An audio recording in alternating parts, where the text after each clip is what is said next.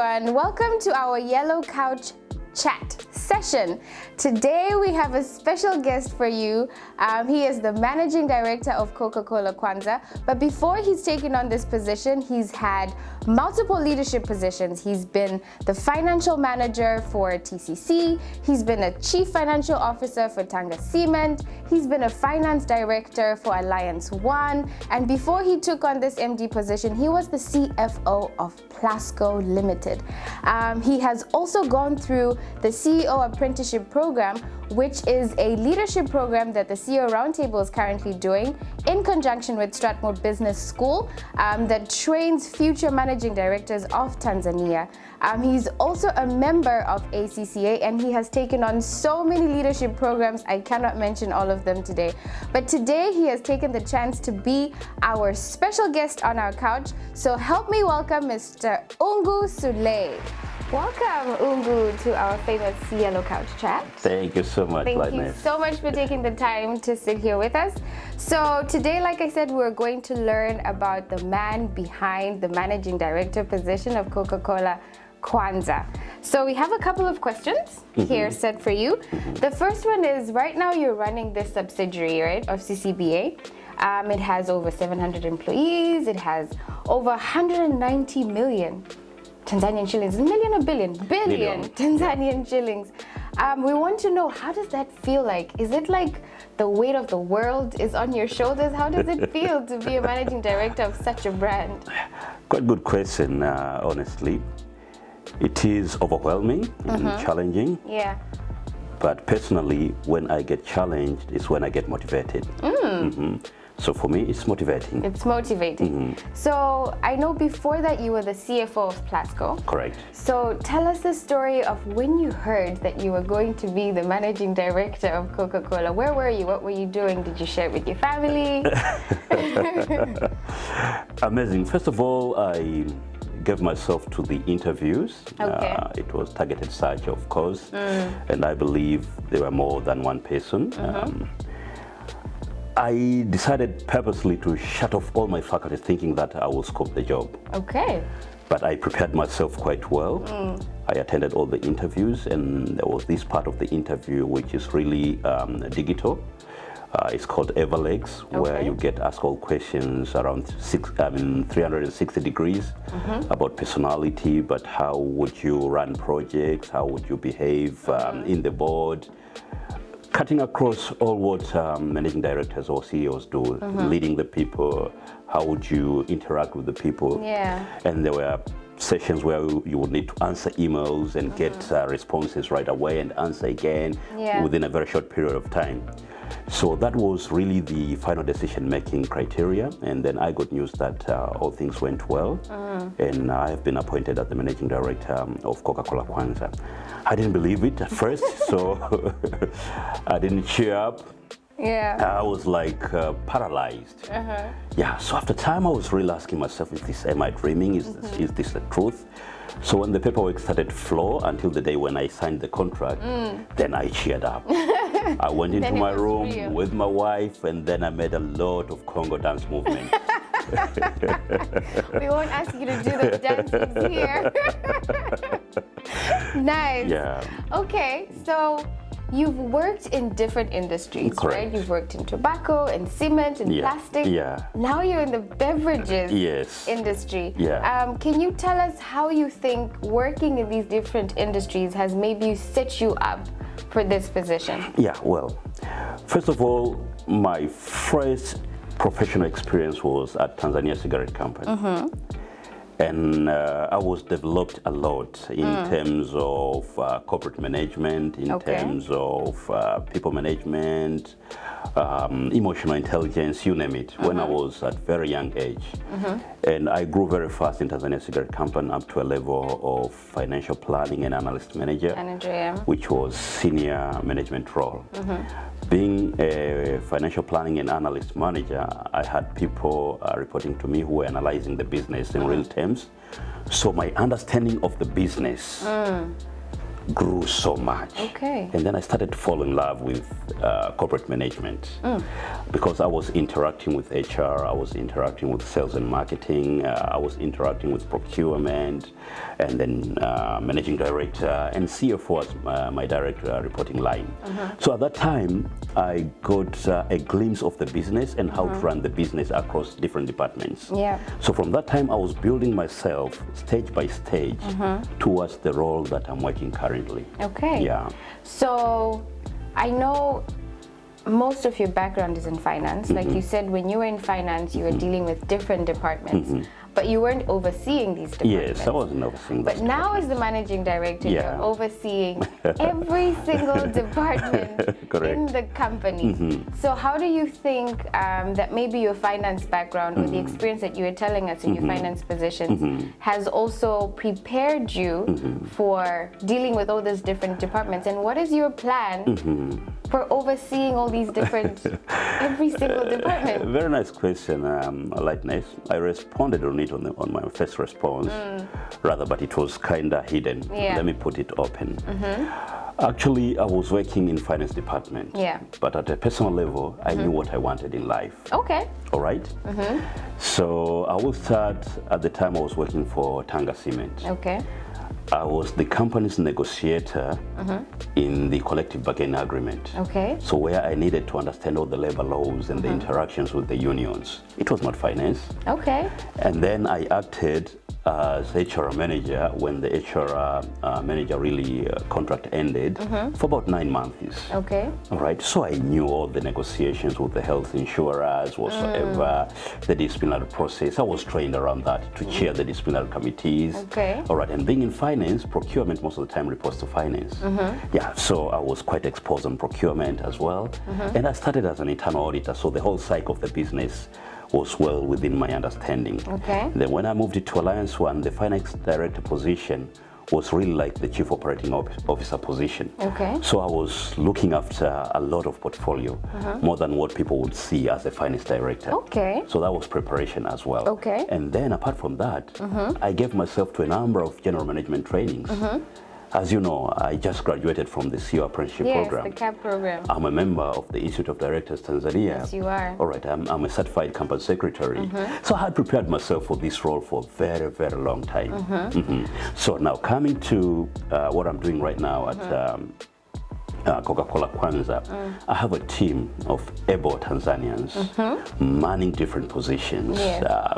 sales and marketing, commercialization, HR, public affairs and communication, manufacturing and logistics.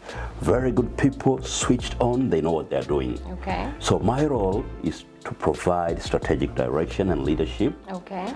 Yeah, and working together with them, discussing issues and see how we develop the organization. So if there is one thing I want to tell you, Lightness, I'm very confident in the team. I'm also very confident in my ability to lead that organization. Okay, we've heard it from the horse's mouth. Yeah. Okay, great. So Unguu, maybe moving on from that, Yeah. but what I'm getting from you is that from the beginning you already knew at some point I'm going to lead an organization. So you took calculated steps until you got to that point. Correct. So even Correct. when you got it, it was a surprise, a Yeah. good surprise, Yeah. but you had already planned it Yes. in the back of your Yes. mind. That's Yes. really good. That's Yes. good. Yeah. So now moving on, you're working for Coca-Cola Kwanza. We all know Coca-Cola is a phenomenal brand. It is a big brand. It is known worldwide. Exactly. So what is your plan as the MD to make sure that that brand remains phenomenal here in Tanzania? It's going back to basics. Okay. Yeah. People, when they look at me, they look at a person who comes from finance background. Okay. But I believe in me, there is more than that. Okay. I'm a natural salesman. Yep. And giving you this story, yesterday I came from the market visit. Okay. And I visited several places. I started just nearby here, in front of Emilio Mzena Hospital. Okay. There is a retail shop out there selling our products. So I went there, I looked into the cooler, the arrangement and how are we servicing them. Yeah. And then I moved out, I went to Makuburi in external Ubungo. I met a number of stockists and retailers as well. I was discussing with them. And then I went back to Magomeni, just opposite Travertine. There was an eatery there where I took my lunch, and then I looked at our cooler, how it's serviced. I wrote my report and I sent it to acting sales and marketing director for actions. And today at 9, I'm meeting her. Okay. Yeah, to discuss about what I saw yesterday. So if you go back to basics, because Coca-Cola is a system. It has been in this world for more than 100 years. Okay. To be correct, it's about 135 years. True. So there is no box that is unticked when it comes to Coca-Cola. True. So what you need to do is just go back to the basics. Okay. And do the right things. Okay. We'll remain there. Wow. Yeah. Okay. Yeah. So go back to basics and don't be afraid to get your hands dirty. Of course. As the leader, Yes, right? yes. You can also go to a kiosk and everywhere, and you wouldn't Yeah. imagine that I'm the managing director, because I Right. won't tell you. Yeah. I'll be there. I'll be asking basic questions. I will discuss with the people. I'll take their contacts. I'll take photos Yeah. to evidence that I was there. Yeah. Yeah. That's But what after I'm doing. this, everybody's gonna know that Yes, you are yes, the managing yes, director yes. after this yellow Yeah, card. yeah. Okay. So you've been a leader for most of your career. Correct. What is the one thing that you've learned to never do as a leader, and what is the one thing you've learned to always do as a leader? If there is one thing that I have learned that I should never do as a leader, is build my own chambers for people. And what do I mean Okay. here? Build like stratas. These are kind of executive people whom I need to consult most of the time, and these are shop floor people I don't need. So I opened my door, and when I say my door, it's not for people to come into my office. I am going down and meet people and discuss people, and there are quite good topics where you can discuss with people at the shop floor. You will start with football, a little bit of music, those kind of things, and then people become closer to you and they share their ideas. Yeah. You may get quite brilliant ideas that can move companies to the next level Okay. if you open your doors that way. Okay. So that's the one thing that I will not stop doing. Okay. So that's the Okay. one thing you will always do. Yeah, I will always So do. what's the one thing you will never do? Never do as a leader. Okay, I answered that question in the opposite. the opposite, So yeah. I will never close the door. Door. Okay. Okay, so as a leader, the one thing that I will always do as a leader is constant learning. Okay. Yeah. Because the world is so dynamic, and I call it in abbreviation VUCA. It's volatile, it's uncertain, it's complex and ambiguous. So as a leader, and we are coming from a different generation a little bit, Yeah.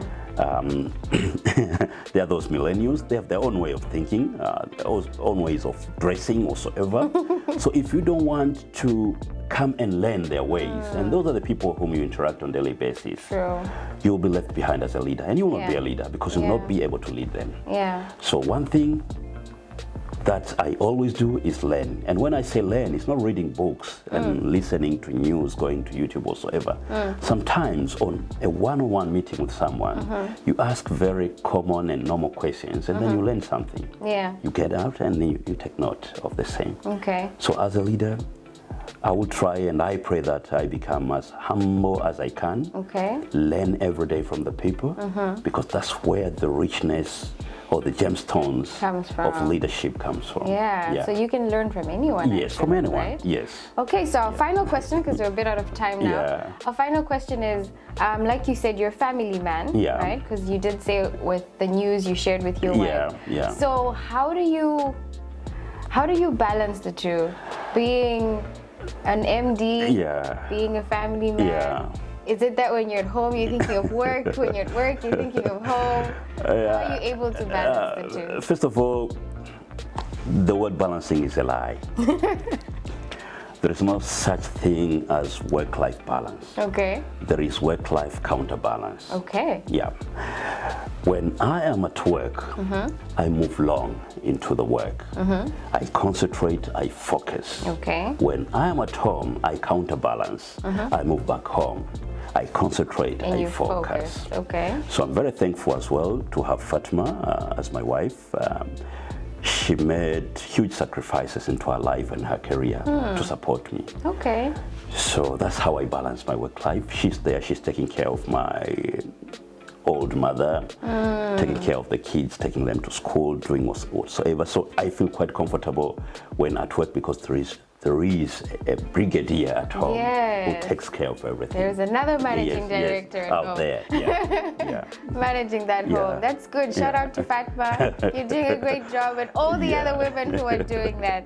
All right, thank you very much, Unguu. So now we're getting into another segment of our Yellow Couch, which All is right. our trivia segment. Okay. I was looking forward to that. Yes, so we're going to ask a couple of personal questions Superb. that you will answer very quickly with very short sentences. I'm going to ask them very quickly. Okay. Okay. So the first one is, what time do you get up in the morning and how do you start your day? I wake up at 5 a.m. in the morning almost every day because I'm a Muslim and I practice those 5 prayers. Okay. So after waking up, I will thank God for life, and then I will go prepare myself. It's called wudu in the morning, and then Okay. I'll pray. I'll pray Sunnah first, and then I'll pray Farad Salat. Okay. After that, I'll read Quran, about 5 to 10 pages, and then I will read a book. Okay. Yeah. Great. Yeah. And what did you want to be when you grew up? When I grow up more than this? Yeah. I'm grown already. No, when you were young, what did you What did I want aspire to? be? Yeah, oh my God, a lot of things. A lot of things. So at the beginning, we had an uncle who was a pilot. So the whole of the street were talking, as kids, were talking about being pilots. Yeah. And then later on, when I started school, my elder cousin, Dr. Ramadan Kabala in Singida right now, started to talk about being a doctor. So I shifted also. I was following him. And so I said, I want to be a doctor. So I even did PCB, physics, chemistry, and biology. I went to Muhimbili Medical School, 2 years out there. Okay. And then things turned around. And then I met a gentleman, told me about accounting and finance. I said, okay, let me do this. So when I did accounting and finance, and here I am. Nice. Yeah. That's good. Okay, so your favorite non-sports related activity is? Non-sports. Yes, I specifically non-sport activity. What is that? It's reading. Reading. Yeah. Okay, great. And what is your favorite drink? That's a trick question. And Coke Zero. It better be. Yeah. Okay. And what is one class that everyone in business should take? If there is one class that everyone in business should take, it must be emotional intelligence. Emotional intelligence. Yeah. Quite true. Yeah. Okay. Yeah. Android or iPhone? Both of them. Nice. Okay. And what app would you not be able to live without and why? The app that I would not be able to live with is WhatsApp currently, and I'll be very, very honest, because Yeah. it connects me with a lot of groups, Yeah. from primary school, wherever, to the professional. Yeah. That's the app that I keep. Okay. Yeah. And what is your most prized personal possession? Come again? Your most prized personal possession. And I want to understand that question better, Lightness. Can you explain it in simple language? What is the one thing that you treasure most in your life? Oh, really? Yes. That's my faith. Okay. Okay, great. And our final question is, what is your secret vice? Should I tell you that? Maybe that should remain a secret. I believe that should remain a secret. Okay, that's all the time we have for today. Thank you so much, Thank you so Unguu, much, for Lightness. joining us. Okay. See you next time. Bye. Bye-bye. Thanks.